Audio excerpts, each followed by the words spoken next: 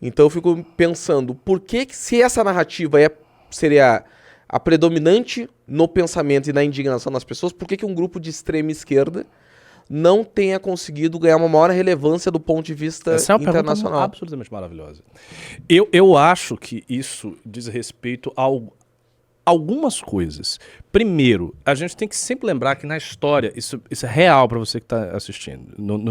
Você que é de esquerda, talvez essa parte você não goste da explicação. Na história da esquerda revolucionária toda, a extrema esquerda nunca foi majoritária. Eu já falei isso algumas vezes. Quando o comunismo se estabelece no leste europeu, antes do Exército Vermelho invadir e tomar tudo, os partidos comunistas do leste europeu eram pequenos, bem pequenos. Eles não eram partidos populares. Os partidos mais populares à esquerda não eram os revolucionários. Eram os partidos que, dentro do que era o espectro da época, ou seja, no quadro de referências da época, que era um quadro bem mais à esquerda do que hoje, no sentido capitalismo versus socialismo, era um quadro mais estatista do que hoje. Os partidos populares, partidos camponeses, partidos de outras denominações socialistas, esses partidos eram mais populares do que os partidos montados aos moldes de Moscou. Isso todo o leste europeu. E no resto do mundo era assim. Eu vi o vídeo do Thiago Braga sobre a Coreia do Norte, não vi todo, mas vi uma parte, e ele mostra no início do vídeo que o partido lá da Coreia do Norte, Partido Comunista, não sei se era esse o nome, Partido Comunista, mas o que era o equivalente aos comunistas na Coreia do Norte, eles não eram populares, e eles só se tornam uma força majoritária naquele espaço quando os soviéticos vêm e se impõem pela força das armas. E o Thiago mostrou isso por A mais B. Foi assim no mundo inteiro. No mundo inteiro. Inclusive na União Soviética. Antes de se tornar a União Soviética. O Partido Bolchevique russo era pequeno. Mas era muito organizado e muito feroz. O que isso me mostra, que para mim, que a sensibilidade da base da pirâmide social, ao contrário do que é expressamente indicado pela teoria marxista, que fala que o proletariado tem uma consciência de classe, e essa consciência de classe conduz o proletariado à revolução. Eu acho que isso está errado. Eu acho que não é assim. Eu acho que o proletariado não tem esta consciência de classe. Para mim, essa é uma projeção teórica do marxismo. E que quando você vai investigar o assunto em termos empíricos, tangíveis, o que você percebe é o contrário. Que o proletariado é quase que essencialmente reformista. Ele é quase que essencialmente não revolucionário. E ele só se torna revolucionário em circunstâncias muito específicas, que incluem guerras. Então aconteceu lá a guerra na Rússia, aconteceu a guerra na China, e no caso da China nem tinha proletariado na prática, foram os camponeses que fizeram a revolução, mas a massa dos trabalhadores, sejam eles industriais ou rurais, se torna revolucionário num contexto muito específico que geralmente envolve a presença de uma guerra e de um atiçamento de nível político, de paixão política muito intenso, por um período específico que tem que ser capturado por uma organização muito disciplinada. E por isso que teve revolução na Rússia, por isso que teve revolução na China. Esta não é uma condição que nós tenhamos hoje ainda, mas nós podemos vir a ter. Nada impede, Jota, que haja uma guerra, uma grande guerra. Ao contrário, os indícios todos apontam isso. Os indícios no mundo apontam um crescente calor, as coisas estão ficando, eu já falei isso várias vezes, elas estão ficando mais tensas, elas não estão ficando menos tensas, estão ficando mais tensas, as tensões não estão retrocedendo, então pode haver isso. Mas, segundo ponto, por que a extrema esquerda não captura? Porque eu acho que a extrema esquerda é impopular. Ela tem algo que repugna a boa parte das pessoas. Aí alguém pode dizer, mas o Partido Comunista Francês era imenso, o Partido Comunista Italiano era imenso. Eram muito grandes. Na época que eles conseguiram se soerguer pela experiência soviética, pela ajuda de Moscou, por vários fatores se empilharam ali para que eles conseguissem esse resultado. Tão logo houve a queda disso, esses partidos eles diminuíram drasticamente, a ponto de hoje os comunistas propriamente ditos do Brasil serem poucos. Os partidos comunistas do Brasil são pequenos, eles são minúsculos, né? E eles não crescem. E por que eles não crescem? E o Bolsonaro cresce? Essa é uma pergunta. Porque eu acho que a ideologia deles, o discurso deles, não é essencialmente não popular. O povo não é assim. O povo é muito mais reformista, é de um igualitarismo, sabe, que faz compromissos com o status quo, com a realidade existente.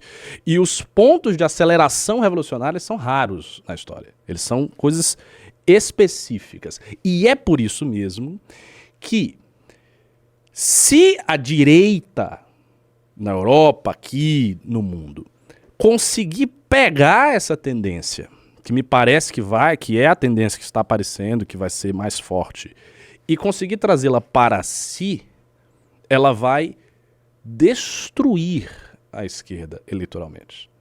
Porque o setor da esquerda que vai pegar é um setor, como eu falei, mais à extrema, que tem esses problemas de falta de sintonia popular. A direita consegue fazer isso com uma outra roupagem e não pretender derrubar o status quo. Porque o discurso revolucionário, no fim das contas, vamos derrubar o status quo. A direita consegue fazer isso com outro discurso, com um discurso clássico. Qual é o discurso clássico? Que está presente em Aristóteles, que está presente em Maquiavel, que está presente em vários autores antigos. Para que haja virtude cívica no Estado, na polis, numa cidade florentina, o que seja, é preciso que os grandes e os pequenos, era assim que Maquiavel se referia, cedam mutuamente. Os grandes devem ceder parte da sua cobiça e do desejo de mandar de forma, né, enfim, insolente e completamente categórica, e os pequenos devem entender o valor do status quo e não simplesmente derrubá-lo, se insurgir. Essa é a ideia. Essa ideia está presente na política, na teoria da filosofia política clássica de Aristóteles, em muitos séculos, por muita gente. Então, isso tem um respaldo conservador real. Mas para você equalizar essas coisas no nível político, é necessário também equalizá-las no nível econômico. Vários autores da antiguidade diziam que se você tinha uma sociedade onde as pessoas eram muito ricas, especialmente quando elas eram muito ricas por conta do comércio, ou seja, a riqueza advinda das relações comerciais e empresariais, você teria distorções na virtude cívica, distorções na política decorrentes disso aí. A moral das pessoas se enfraqueceria, elas começariam a entrar numa vida desregrada, etc, etc. Será que essa análise clássica não é aplicável aos nossos tempos? Parece ser. É isso que eu acho. Que homem maravilhoso. Mas enfim, vamos variar aí. O que mais tem pra nós aí, Saf? Deixa eu ver aqui, só um minutinho. Enquanto procura aí, vamos falar aqui do Congresso, ali que tá na barrinha, que eu não tô chegando absolutamente nada do que está rolando, mas é o Congresso de Minas Gerais, certo? Opa! Então, Congresso de Minas Gerais, pessoal, vai estar sensacional esse congresso, tá todo mundo comentando, a gente tava comentando aqui nos bastidores, que eu nunca vi, tá, pra ser bem sincero, eu nunca vi tamanha empolgação para um congresso estadual vindo desse escritório, tá? É essa a impressão que eu tô tendo nesse momento, tá? Posso estar errado, mas eu tô aqui mais de um ano, eu nunca vi tamanha empolgação. Então, caso tu ainda esteja fazendo a desfeita e a irresponsabilidade, a imoralidade de não ter adquirido o teu ingresso, por favor, faça isso não por mim, faça isso por ti. Adquire agora o teu ingresso, dia 20 de julho, nosso congresso em Minas Gerais, em Belo Horizonte, que vai estar todo mundo lá te esperando. E aí? Beleza. Vamos para outra pauta? Eu acho engraçado que essa é uma das poucas oportunidades que a gente tem no News com o Ricardo aqui, em que a gente fala de um assunto leve que não seja o Brasil estando na merda.